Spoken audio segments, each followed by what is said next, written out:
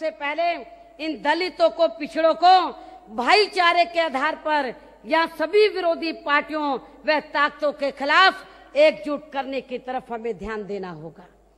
ये हमारा सबसे पहले हमें इस ओर ध्यान देना होगा। इसके साथ साथ देश में मुस्लिम एवं अन्य धार्मिक अल्पसंख्यक समाज तथा अपर कास्ट समाज में से भी बड़ी संख्या में जो लोग यहाँ कांग्रेस, बीजेपी एवं अन्य विरोधी पार्टियों की गलत नीतियों के कारण आज भी पूरे देश में काफी ज्यादा दुखी व पीड़ित हैं, तो इनके हितों में भी अब इन्हें भाईचारे के आधार पर ही यहाँ बीएसपी की विचारधारा एवं नीतियों से जोड़ना होगा। अर्थात अब आप लोगों को पूरे देश में सर्व समाज के लोगों को आपसी भाईचारे के आधार पर बीएसपी की विचारधारा एवं नीतियों से जोड़कर अब यहाँ अपनी पार्टी के जनाधार को बड़े पैमाने पर डायरेक्ट फाइट के लिए आप लोगों को इनको तैयार करना होगा, ताकि हमारी पार्टी आगे चलकर फिर किसी भी चुनाव में यहाँ बीएसपी के खिलाफ सभी जातिवादी विरोधी पार्टियों के एकजुट होने की स्थिति में भी, अर्थात यहाँ डायरेक्ट फाइट में भी चुनाव जीतकर फिर केंद्र व राज्यों में अपनी पार्टी की खुद की सरकार बना सके। हालांकि ये कार्य उत्तर प्रदेश में तो सन 2012 में यहाँ विधानसभा के नतीजे आने के बाद से ही बहुत तेजी से हमने शुरू कर दिया है और अब देश के बाकी राज्यों में भी ये कार्य हमें बहुत तेजी से शुरू करना होगा। कैसे करना है ये जानकारी आप लोगों को है। और अभी कुछ दिन पहले मैंने पिछले महीने दिसंबर के महीने में तो पूरे देश के लोगों की स्टेट वाइज मैंने मीटिंग बुलाकर इसका उपाय आप लोगों के सामने रखा, रास्ता आप लोगों के सामने रखा, तौर तरीके आप लोगों को बताए और मैं समझती हूँ उसके बाद से आप लोग जी जान से डायरेक्ट फाइट की तैयारी के लिए आप लोग लग गए होंगे। लेकिन इस अभियान के दौरान खास तौर से उत्तर प्रदेश के लोगों को ये जो सन 2012 में जब विधानसभा का आम चुनाव हुआ और एक दलित की बेटी फिर से उत्तर प्रदेश की मुख्यमंत्री ना बन सके और पूरी सभी विरोधी पार्टियां अंदर अंदर बीएसपी को उत्तर प्रदेश में सत्ता में फिर से वापस ना आ सके, इसको रोकने के लिए जब सारी पार्टियां अंदर अंदर एक हो गई तो आप लोगों को ये मालूम है कि इस अभियान के दौरान खास तौर से उत्तर प्रदेश के लोगों को मैं फिर इस बात को दोहराती हूँ, यहाँ अपने प्रदेश की जनता को अब आप लोगों को जो बात मैंने आप लोगों के सामने रखी है कि इस बात को हर छोटी से छोटी मीटिंग में भी इस बात को भी आप लोगों को बताना है। सन 2012 में तो मैंने आप लोगों को ये बताया जब रिजल्ट आया कि किस तरीके से विरोधी पार्टियों ने बीएसपी को फिर से सत्ता में आने से रोका है। सारी पार्टियों ने अंदर अंदर मिलकर एक होकर चुनाव लड़ा। ये सब मैंने आप लोगों को रिजल्ट निकलने के बाद बताया। उसके बाद आप लोग जी जान से डायरेक्ट फाइट की तैयारी में लग गए थे। लेकिन इसके साथ ही मेरा आप लोगों को आज ये कहना है कि आप लोगों को डायरेक्ट फाइट के लिए तो लोगों को तैयार करना है, लेकिन इसके साथ साथ खास तौर से उत्तर प्रदेश की जनता को आप लोगों को हर छोटी से छोटी मीटिंग में भी इस बात को भी समझाना बहुत जरूरी है कि इस बार सन 2012 में उत्तर प्रदेश के हुए विधानसभा आम चुनाव में बीएसपी के प्रति जातिवादी सोच रखने वाली सभी विरोधी पार्टियों के एकजुट होने की वजह से जहां एक तरफ हमारी पार्टी को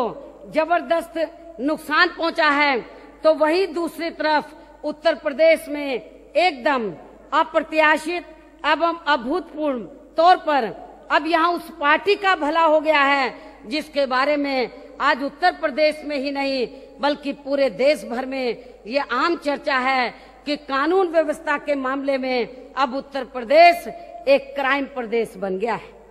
अर्थात अब यहाँ चोरी, डकैती, लूटमार, फिरौती, अपहरण, हत्या, बलात्कार व पुलिस प्रशासन में ईमानदार एवं निष्ठावान अधिकारियों का उत्पीड़न व हर स्तर पर फैला हुआ भ्रष्टाचार तथा आए दिन यहाँ सांप्रदायिक दंगे व तनाव आदि का होना भी काफी ज्यादा चरम सीमा पर पहुंच चुका है। और खास तौर से जहां सांप्रदायिक दंगों व तनाव आदि की मार से तो मुजफ्फरनगर व शामली जिले के पीड़ित लोग अभी तक भी उभर नहीं पाए हैं, जबकि ऐसे हालातों में केंद्र में कांग्रेस पार्टी के नेतृत्व में चल रही यूपीए की सरकार को बिना कोई देरी किए हुए यह राष्ट्रपति शासन लगाकर हिंदू मुस्लिम समाज में आपसी भाईचारा व सद्भाव पैदा करना चाहिए था, लेकिन ऐसा नहीं किया गया, जिसकी वजह से जहां एक तरफ अब भारतीय जनता पार्टी इन दंगों में लिप्त लोगों को सम्मानित करके इसकी आड़ में घिनौनी राजनीति कर रही है, तो वहीं दूसरी तरफ सपा और खुद कांग्रेस पार्टी का भी इन दंगों को लेकर अनाप शनाप बयानबाजी आदि करना, अर्थात कांग्रेस पार्टी द्वारा यहाँ के दंगा पीड़ित लोगों में आईएसआई की घुसपैठ होना बताना तथा सपा द्वारा इन्हें षड्यंत्रकारी आदि बताकर इनके जख्मों पर जो और भी ज्यादा नमक छिड़का गया है, तो ये सब इनका घिनौना कृत्य इन सभी विरोधी पार्टियों को कतई भी माफ करने वाला नहीं है। इसके अलावा समाजवादी पार्टी की सरकार द्वारा खास तौर से मुस्लिम समाज के अधिकारी को प्रदेश का मुख्य सचिव व डीजीपी आदि बनाकर इससे भी यहाँ अन्य समाज के लोगों की तरह मुस्लिम समाज के लोगों का भी हर स्तर पर शोषण होना बंद नहीं हो सकता है। और इसका मुख्य कारण ये है कि सरकार के इन सभी छोटे बड़े अधिकारियों के ऊपर यहाँ सपा के गुंडे, बदमाश, माफिया व अन्य अराजक तत्व शुरू से ही काफी ज्यादा हावी हो चुके हैं और जिन पर समाजवादी पार्टी का भी कोई नियंत्रण नहीं है। जबकि मैंने अपनी सरकार के समय में हिंदू अधिकारियों को इन दोनों उच्च पदों पर रखकर भी यहाँ मुस्लिम समाज के लोगों के ऊपर किसी भी प्रकार की कोई जुल्म जाति भी नहीं होने दी थी। और इतना ही नहीं, बल्कि बीएसपी के गठन होने के बाद से ही अब यहाँ पूरे देश में मुस्लिम समाज के लोग अपने आप को काफी हद तक सुरक्षित महसूस करने लगे हैं। अर्थात जब से देश में बीएसपी का गठन हुआ है, तो तब से लेकर अभी तक भी इस पार्टी का अपना दलित बेस वोट हमेशा ही हर मुश्किल की घड़ी में यहाँ मुस्लिम समाज के लोगों के साथ इनकी मदद के लिए खड़ा रहा है। और इस बात का ताजा